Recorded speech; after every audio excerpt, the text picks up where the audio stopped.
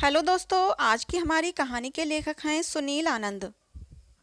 लखिया ठीक ढंग से खिली भी न थी कि मुरझा गई। उसे क्या पता था कि 2 साल पहले जिसने अग्नि को साक्षी मानकर जिंदगी भर साथ निभाने का वादा किया था, वह इतनी जल्दी साथ छोड़ देगा। शादी के बाद लखिया कितनी खुश थी। उसका पति कलुआ उसे जी जान से प्यार करता था। वह उसे खुश रखने की पूरी कोशिश करता। वह खुद तो दिन भर हाड़ तोड़ मेहनत करता था, लेकिन लखिया पर खरोंच भी नहीं आने देता था। मोहल्ले वाले लखिया की एक झलक पाने को तरसते थे, पर लखिया की ये खुशी ज्यादा टिक न सकी। कलुआ खेत में काम कर रहा था, वहीं उसे जहरीले सांप ने काट लिया, जिससे उसकी मौत हो गई। बेचारी लखिया विधवा की जिंदगी जीने को मजबूर हो गई, क्योंकि कलुआ तोहफे के रूप में अपना एक वारिस छोड़ गया था। किसी तरह कर्ज लेकर लखिया ने पति का अंतिम संस्कार तो कर दिया, लेकिन कर्ज चुकाने की बात सोचकर वह सिहर उठती थी। उसे भूख की तड़प का भी एहसास होने लगा। जब भूख से बिलखते बच्चे के रोने की आवाज लखिया के कानों से टकराती तो उसके सीने में हुक सी उठती। पर वह करती भी तो क्या करती। जिस लखिया की एक झलक देखने के लिए मोहल्ले वाले तरसते थे, वही लखिया अब मजदूरों के झुंड में काम करने लगी थी। गांव के मनचले लड़के छींटा कशी भी करते थे, लेकिन उनकी अनदेखी पर लखिया अपने को कोस कर चुप रह जाती थी। एक दिन गांव के सरपंच ने कहा, बेटी लखिया, बीडीओ दफ्तर से कलुआ के मरने पर तुम्हें 10,000 रुपये मिलेंगे। मैंने सारा काम करा दिया है, तुम कल बीडीओ साहब से मिल लेना। अगले दिन लखिया ने बीडीओ दफ्तर जाकर बीडीओ साहब को अपना सारा दुखड़ा सुना डाला। बीडीओ साहब ने पहले तो लखिया को ऊपर से नीचे तक घूरा, उसके बाद अपनापन दिखाते हुए उन्होंने खुद ही फॉर्म भरा।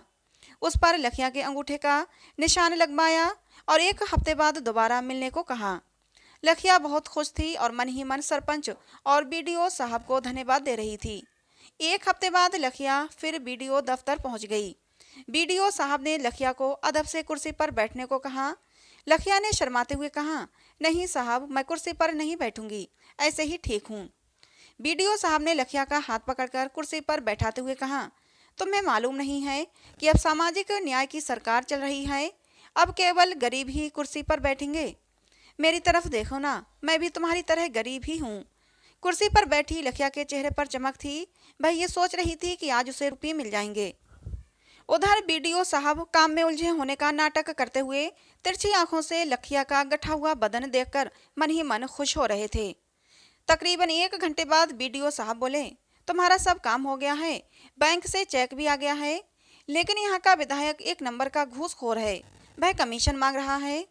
तुम चिंता मत करो, मैं कल तुम्हारे घर आऊंगा और वहीं पर अकेले में रुपये दे दूंगा। लखिया थोड़ी नाउम्मीद तो जरूर हुई, फिर भी बोली, ठीक है साहब, कल जरूर आइएगा। इतना कहकर लखिया मुस्कुराते हुए बाहर निकल गई। आज लखिया ने अपने घर की अच्छी तरह से साफ सफाई कर रखी थी। अपने टूटे फूटे कमरे को भी सलीके से सजा रखा था। वह सोच रही थी कि इतने बड़े हाकिम आज उसके घर आने वाले हैं, इसलिए चाय नाश्ते का भी इंतजाम करना जरूरी है। ठंड का मौसम था, लोग खेतों में काम कर रहे थे, चारों तरफ सन्नाटा था। बीडीओ साहब दोपहर ठीक 12 बजे लखिया के घर पहुंच गए। लखिया ने बड़े अदब से बीडीओ साहब को बिठाया। आज उसने साफ सुथरे कपड़े पहन रखे थे, जिससे वह काफी खूबसूरत लग रही थी। आप बैठिए साहब, मैं चाय बनाकर लाती हूँ, लखिया ने मुस्कुराते हुए कहा। अरे नहीं, चाय की कोई जरूरत नहीं है, मैं अभी खाना खाकर आ रहा हूँ, बीडीओ साहब ने कहा। मना करने के बावजूद लखिया चाय बनाने अंदर चली गई। उधर लखिया को देखते ही बीडीओ साहब अपने होशो हवास खो बैठे थे।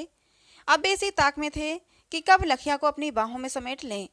तभी उन्होंने उठकर कमरे का दरवाजा बंद कर दिया। जल्दी ही लखिया चाय लेकर आ गई, लेकिन बीडीओ साहब ने चाय का प्याला लेकर मेज पर रख दिया और लखिया को अपनी बाहों में ऐसे जकड़ा कि लाखों कोशिशों के बावजूद वह उनकी पकड़ से छूट न सकी।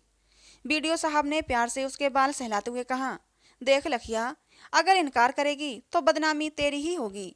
लोग यही कहेंगे कि लखिया ने विधवा होने का नाजायज फायदा उठाने के लिए बीडीओ साहब को फंसाया है। अगर चुप रही तो तुझे रानी बना दूंगा। लेकिन लखिया बिफर गई और बीडीओ साहब के चंगुल से छूटते हुए बोली, तुम अपने आप को समझते क्या हो? मैं 10,000 रुपये में बिक जाऊंगी। इससे तो अच्छा है कि मैं भीख मांगकर कलुआ की विधवा कहलाना पसंद करूंगी, लेकिन रानी बनकर तुम्हारी रखेल नहीं बनूंगी। लखिया के इस रूखे बर्ताव से बीडीओ साहब का सारा नशा काफूर हो गया। उन्होंने सोचा भी न था कि लखिया इतना हंगामा खड़ा कर देगी। अब वे हाथ जोड़कर लखिया से चुप होने की प्रार्थना करने लगे। लखिया चिल्ला चिल्ला कर कहने लगी, तुम जल्दी यहाँ से भाग जाओ, नहीं तो मैं शोर मचाकर पूरे गांव वालों को इकट्ठा कर लूंगी।